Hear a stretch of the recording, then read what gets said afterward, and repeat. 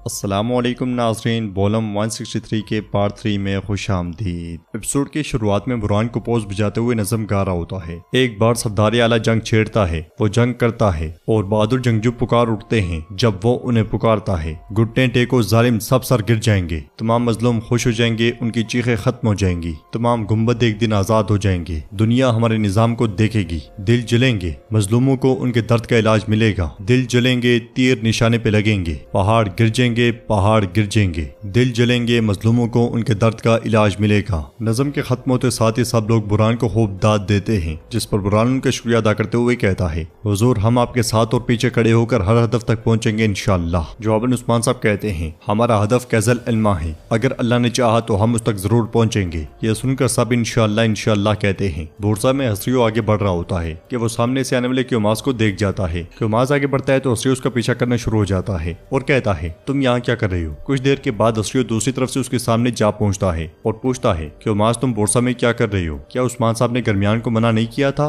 तो क्योमास कहता है, हसरियो उस्मान का पट्टे वाला कुत्ता, क्या तुम अब जासूस हो। जवाबन हसरियो कहता है, मैं अपनी कौम के लिए कुछ भी बन सकता हूँ, अपने बारे में तुम्हारा क्या ख्याल है, तुम सिर्फ अपने मुफाद के लिए लोगों की कब्रें खोदते हो। ये कहते साथ ही हसरियो खंजर उसके गले पर तान लेता है और पूछता है, बताओ क्या कर रहे हो यहाँ। तो क्योमास खंजर पीछे करते हुए कहता है, मैं तुम्हें बताऊंगा लेकिन तुम्हारी जान लेने के बाद। ये कहते साथ ही क्योमास खंजर उसके पेट में गोम देता है और मजीद कहता है, तुमने मेरा सामना करके गलती की हसरियो, किसी को मालूम नहीं होना चाहिए कि मैं यहाँ था। ये कहते साथ ही क्योमास भाग जाता है और हसरियो गिर जाता है। वो खुद को घसीटते घसीटते एक तरफ हो जाता है। बाज़ंतीनी सिपाही सामने से गुजर जाते हैं और हसरियो बहुत तकलीफ में दिखाई देता है। यूरोप कबीले में जेरकुतई गोश्त को देखते हुए कहता है, ये खजाना है खजाना, ये लजीज शोरबा है। ये कहते साथ ही उसे अपने लिए डालने लग जाता है। जेरकुतई उसमें थोड़ा मसाला डालता है, उसके बाद थोड़ा पुदीना डालता है और खुश होते हुए कहता है, अब ये शानदार हो गया है। ये कहते साथ ही वो फुर्सत से बैठकर उसे पीने लगता है, मगर सिपाही भाई सुंगर वहाँ पे आते हुए उसे ले लेता है और कहता है, तो गया आ रहा है, उसने कुछ कहना है, अगर यह हम ना होता तो वो ना आता, चलो जेरकुतई चलो। ये कहते साथ ही वो जेरकुतई को लेकर चल पड़ता है। जेरकुतई मुसलसल कहता है, शोरबा पीने दो, मुझे बस एक चम्मच लेने दो, मगर सिपाही भाई सुंगर उसे ले जाता है और जेरकुतई की मेहनत से डाला हुआ गोश्त और शोरबा आइकुत खाने पीने लग जाता है। उधर उस्मान साहब अपने साथियों के साथ आगे बढ़ रहे होते हैं। कोनूर कहता है, हर तरफ से रास्ते महफूज बना रहे हैं, सामने एक दस्ता है जो रिहाइशगाह की हिफाजत कर रहा है, अगर किसी एक तरफ से हमला होता है तो ये हमें आग के गोले के जरिए मुतला करेगा,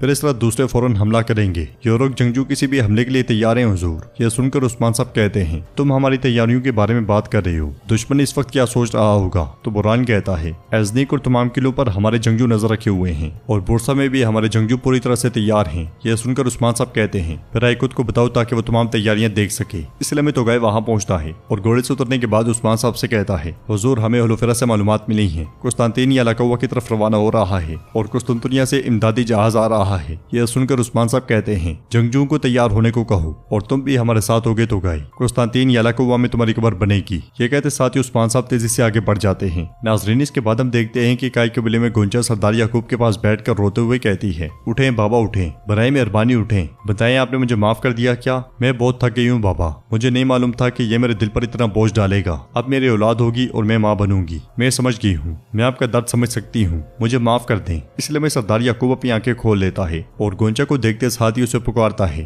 गोंचा भी खुश होते हुए बाबा बाबा कहती है। गोंचा की आवाज सुनकर मेहमद भी खेमे में आ जाता है और सरदार याकूब को होश में देखकर बहुत खुश होता है। फिर सरदार याकूब पूछता है, मैं कहाँ हूँ। तो मेहमद कहता है, उस्मान साहब के कबीले में बाबा। यह सुनते साथ ही सरदार याकूब एकदम से गोंचा से हाथ छुड़वा लेता है और मेहमद से पूछता है, मैं यहाँ क्या कर रहा हूँ। तो गोंचा कहती है, आप बीमार हो गए थे बाबा और भाई आपको यहाँ लेकर आया, अलाउद्दीन ने आपका इलाज किया। बाबा मैं जानती हूँ कि आपके दिल पर कितना बोझ है, मुझे माफ कर दें, ये नाराजगी खत्म कर दे बाबा। मैंने अभी तक शादी की तकरीब नहीं की, अल्लाह शाहिद है कि मैं आपके सेहतियाब होने का इंतजार कर रही हूँ बाबा। सरदार याकूब उसकी किसी भी बात का जवाब नहीं देता और बैठकर उसे खामोश करवाते हुए कहता है, मुझे तुम्हारा एक भी एहसान नहीं चाहिए। ये सुनते साथ ही गोंचा खड़ी हो जाती है और सरदार याकूब मजीद कहता है, तुम अब कह रही हो कि तुमने इंतजार किया, अगर अपने बाबा से इतनी ही मोहब्बत थी तो पहले तुम्हारा दिमाग कहाँ था। मेहमद कहता है, बाबा इसमें गोंचा का कसूर नहीं है, ये मैंने किया है, मेरे पास आपको यहाँ लाने के सिवा कोई चारा नहीं था। मजीद ये कि गोंचा की तबीयत ठीक नहीं है बाबा, यह आपके गम में अपना बच्चा खोने वाली थी। मगर सरदार याकूब इसके बावजूद एकदम बिस्तर से उठ जाता है और कहता है, मेहमद मुझे ले चलो, मैं तुमसे इसका हिसाब लूंगा। ये कहते साथ ही सरदार याकूब जब आगे बढ़ता है तो लड़खड़ा जाता है। तो गोंचा और मेहमद एकदम उसे सहारा देते हैं और गोंचा कहती है, बाबा जिद ना करें, बैठ जाएं, आपको आराम करना चाहिए, आप क्यों जिद कर रहे हैं। ये कहते साथ ही उसे बिठाते हैं तो सरदार याकूब कहता है, यहाँ रहना मुझे मजीद थका रहा रहा है, मेहमत तैयारी करो, हम कल यहाँ से जाएंगे। गोंजा ये सुनते साथ ही गमगीन होकर चली जाती है। जंगल में सिपाही उस्मान साहब के पास आकर कहता है, मेरे हुजूर कुस्तांतीन और उसके सिपाही करीब आ रहे हैं। यह सुनकर उस्मान साहब कहते हैं, चलो देखते हैं, गुंदूज साहब का इंतकाम लेने का वक्त आ गया है। ये कहते साथ ही उस्मान साहब सिपाहियों के साथ आगे बढ़ जाते हैं। इधर एक बाज़ंतीनी दस्ता आगे बढ़ रहा होता है और उनकी सरबराही करने वाला कुस्तांतीन के हुलिये में होता है। इधर उस्मान साहब भी उसे दबोचने के लिए बर्क रफ्तारी के साथ आगे बढ़ते ही चले जाते हैं। अगले लम्हे बाज़ंतीनी उनका रास्ता रोक लेते हैं और जाली कुस्तांतीन सामने आता है। ये देखकर उरहान कहता है, मेरे हुजूर ये एक जाल है, ये कुस्तांतीन नहीं है। कोनूर कहता है, ऐसा लगता है कि ये जानते थे कि हम आ रहे हैं, इन्होंने हमारा रास्ता बंद कर दिया है। उस्मान साहब कहते हैं, अगर कोई रास्ता नहीं है तो हम रास्ता खुद बनाएंगे। मगर आगे पीछे से मजीद बाज़ंतीनी सिपाही वहां पहुंचकर उन्हें घेर लेते हैं और कुस्तांतीन सामने आते हुए कहता है, आज तुम्हारी मौत का दिन है उस्मान, तुम मैदान की हकीकत के बारे में बात कर रहे थे, अब मैं तुम्हें असल हकीकत दिखाता हूँ। उस्मान साहब कहते हैं, हकीकत मेरी तलवार की नोक पर है और तुम अच्छी तरह जानते हो कि कौन किसे मारेगा। जंगजुओं ये तादाद में बहुत ज्यादा हैं, मगर हम इनसे लड़ सकते हैं। ये कहते और सुनते साथ ही उस्मान साहब के जांबाज घोड़ों से उतर जाते हैं और अगले लम्हे वहां पे लड़ाई शुरू हो जाती है। तादाद में कम होने के बावजूद उस्मान साहब और उनके जंगजू डटकर मुकाबला करते हैं। कुस्तांतीन भी कई सिपाहियों को शहीद करता चला जाता है। लड़ते लड़ते तुरान दाएं बाएं के हमलों से जमीन पे जा गिरता है और हान और कोनूर पर भी बाज़ंतीनी हावी दिखाई देते हैं। ये देखकर उस्मान साहब कहते हैं, जंगजुओं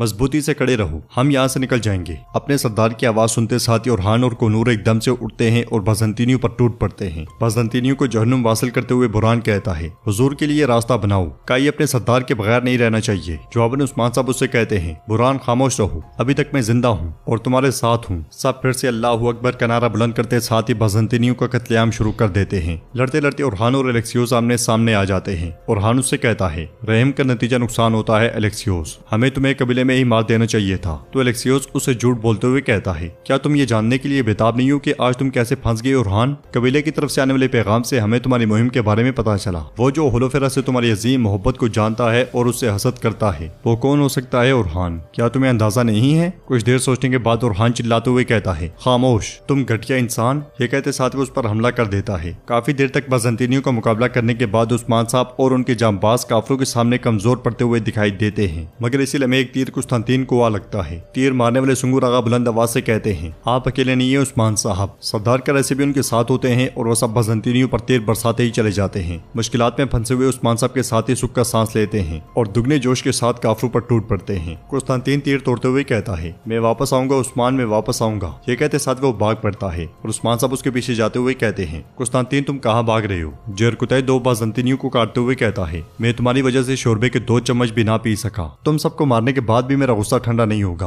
अपने सरबराह के भाग जाने के बाद बाज़ंतीनी मुश्किलात का शिकार दिखाई देते हैं और नाज़रीन एपिसोड भी इख्तिताम पजीर होती है। अगर आपको वीडियो पसंद आए तो वीडियो को लाइक करें, चैनल को सब्सक्राइब करें और बेल आइकॉन पर लाजमी से क्लिक कर दें। इंशाल्लाह मिलते हैं नेक्स्ट वीडियो में, तब तक के लिए रखें अपना और अपनों का बहुत ज्यादा ख्याल। अल्लाह निगहबान।